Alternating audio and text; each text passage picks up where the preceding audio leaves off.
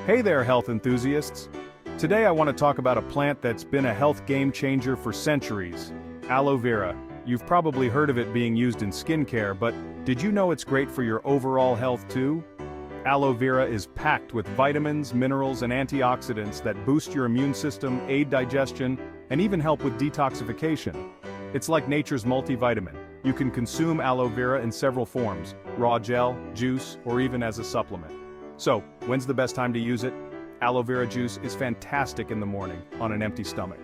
It kickstarts your digestion and helps flush out toxins. Just mix about 2 tablespoons of aloe vera juice with a cup of water or your favorite smoothie. Easy, right? Now let's talk about the raw gel. This one's a bit more intense but super effective. Scoop out the gel from a fresh aloe vera leaf and blend it into your juice or water. It's super hydrating and great for gut health. And if you're into supplements, you can find aloe vera capsules in most health stores. Just follow the recommended dosage on the label. Remember, consistency is key. Incorporating aloe vera into your daily routine can lead to some amazing health benefits over time. Plus, it's all natural and safe when used correctly. So, are you ready to give aloe vera a shot? Your body will thank you.